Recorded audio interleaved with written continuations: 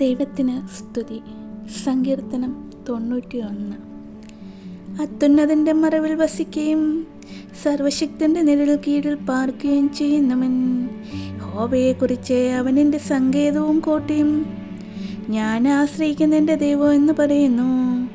അവൻ നിന്നെ വേട്ടക്കാരൻ്റെ കെണിയിൽ നിന്നും നാശകരമായ മഹാമാരിയിൽ നിന്നും വിടുവിക്കും. തൻ്റെ തൂവലുകൾ കൊണ്ട് അവൻ നിന്നെ മറയ്ക്കും. അവൻ്റെ ചിറകിൻ കീഴിൽ നീ ശരണം പ്രാപിക്കും. അവൻ്റെ വിശ്വസ്ത നിനക്ക് പരിചയം പലകയുമാകുന്നു. രാത്രിയിലെ ഭയത്തെയും പകൽ പരക്കുന്ന അസ്ത്രത്തെയും ഇരുട്ടിൽ സഞ്ചരിക്കുന്ന മഹാമാരിയെയും ഉച്ചയ്ക്ക് നശിപ്പിക്കുന്ന സംഹാരത്തെയും നിനക്ക് പേടിപ്പാനില്ല.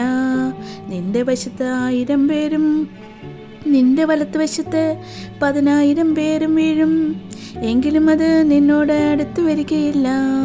നിന്റെ കണ്ണുകൊണ്ട് തന്നെ നീ നോക്കി ദുഷ്ടന്മാർക്ക് വരുന്ന പ്രതിഫലം കാണും.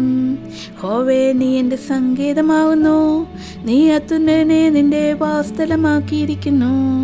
ഒരനർത്ഥവും നിനക്ക് ഭവിക്കുകയില്ല, ഒരു വാതയും നിന്റെ കൂടാരത്തിൽ അടുക്കുകയില്ല. നിന്റെ എല്ലാ വഴികളും നിന്നെ കാക്കേണ്ടേനെ. അവൻ നിന്നെക്കുറിച്ച് തൻ്റെ ദൂതന്മാരോട് കൽപ്പിക്കും. നിന്റെ കാൽ കല്ലിൽ തട്ടിപ്പോകാതിരിക്കേണ്ടേനെ.